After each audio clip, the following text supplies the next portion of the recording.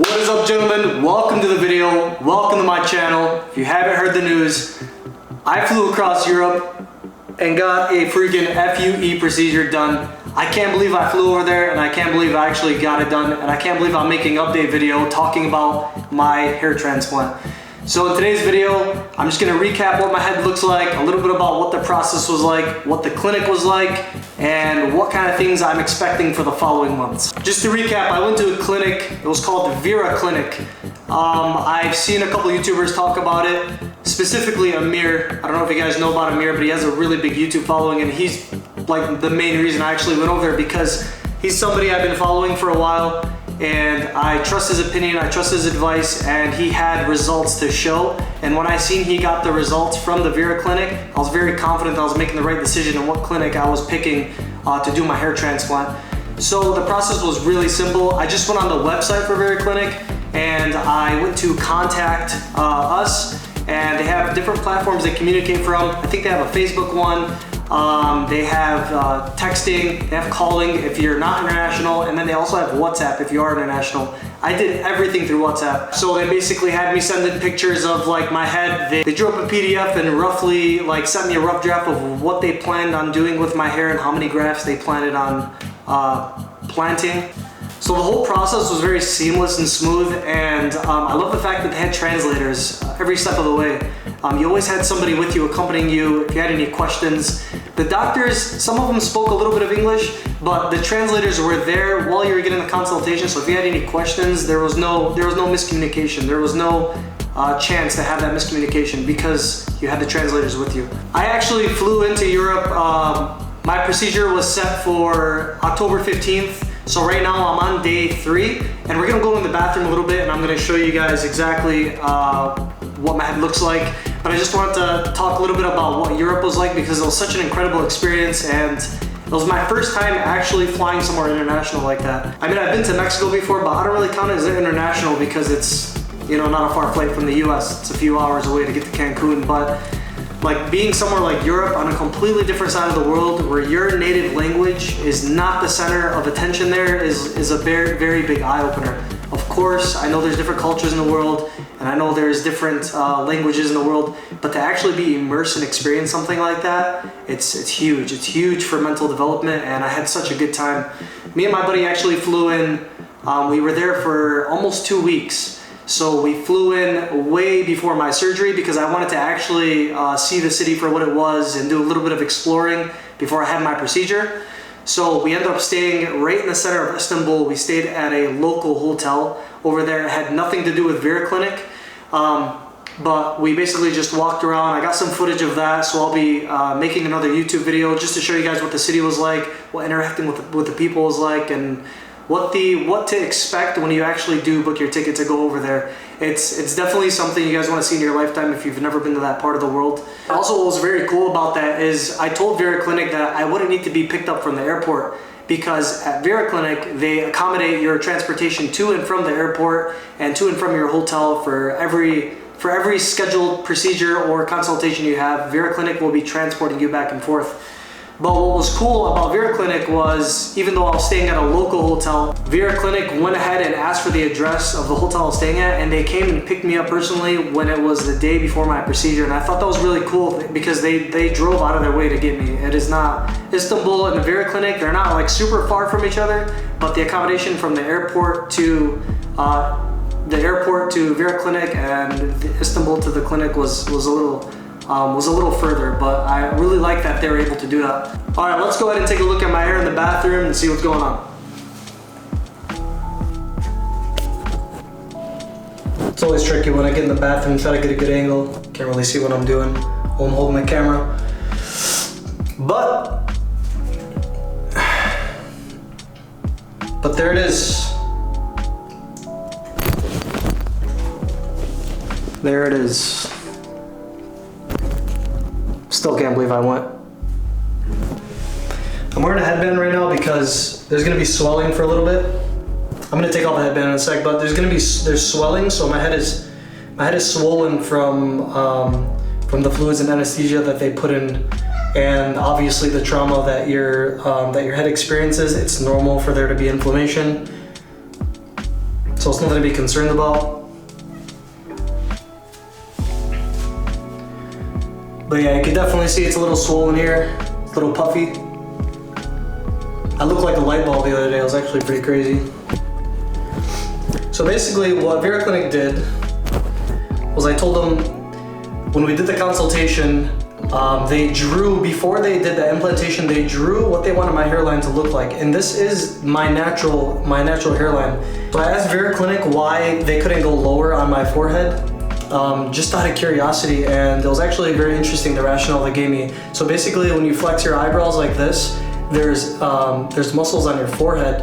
And if you plant follicles in those muscles, they'll be not as secure as somewhere where there's not muscle. And the reason for that is because we have a lot of facial expressions from our day to day. And if I'm consistently, interacting, having conversation, all that other stuff, it's going to interfere with the direction of the growth of the follicle. So that's why they don't go low. But anyways, I got 4,500 grafts done, and I'm actually gonna flip the camera. So I got 4,500 grafts done. The donor area was a little bit of my sides and then a little bit of the back as well.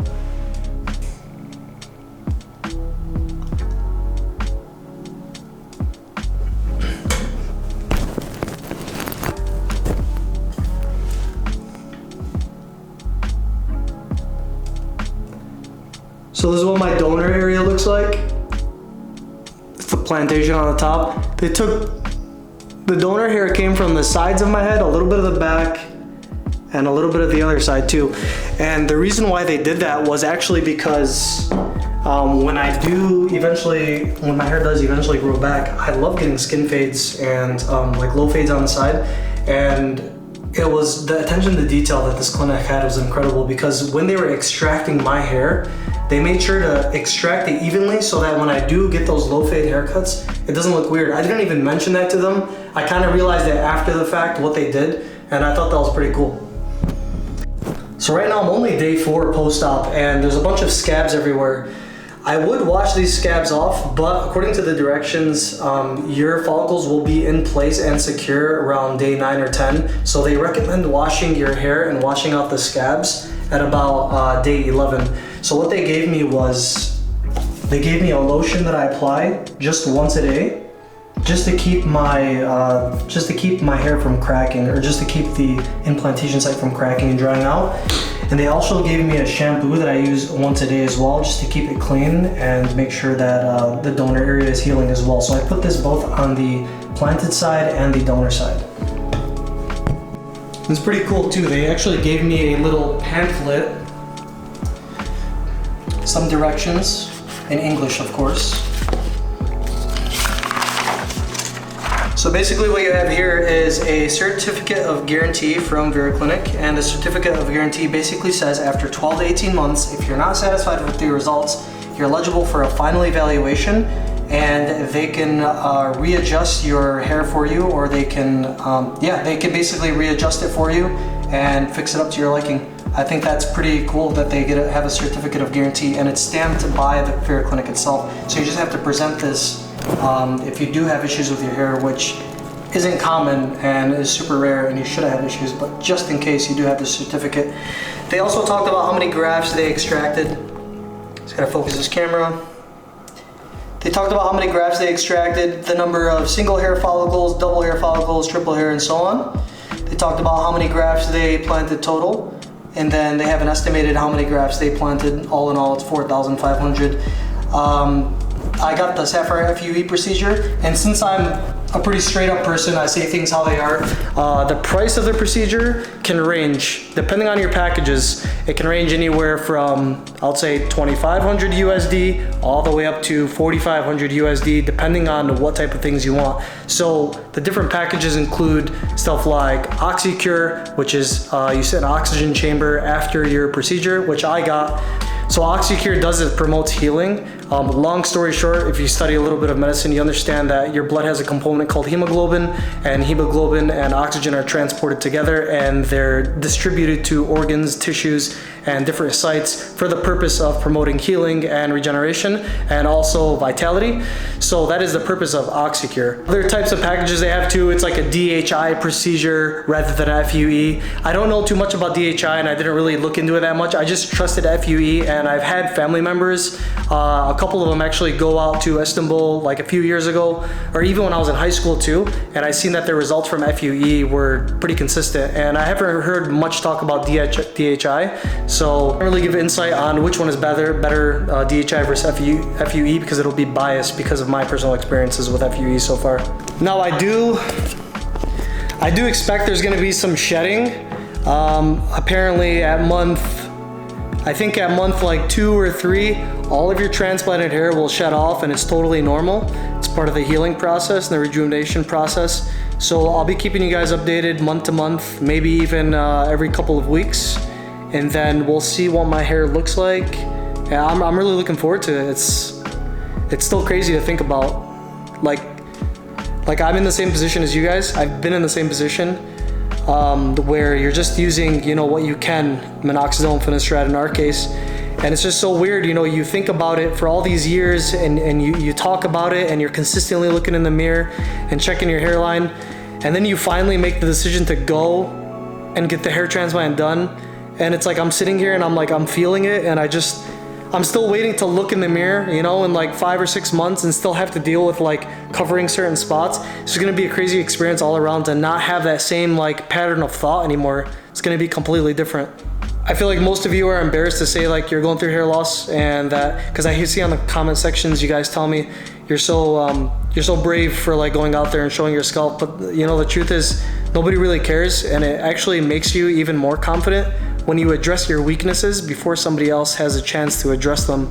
I totally understand where you're coming from, but at the same time, people are seeing my hair loss regardless, whether I'm making videos or not. So if anything, me making a video and talking directly about it diminishes that weakness, and it makes you look more confident when you can talk about it unfazed. Well, that was my pro tip for the day. But yeah, I hope you guys enjoyed the video. It was just a quick recap on my experience. If you have any questions, please leave them in the comment section below. If I don't answer your question, it's because it's most likely in the video.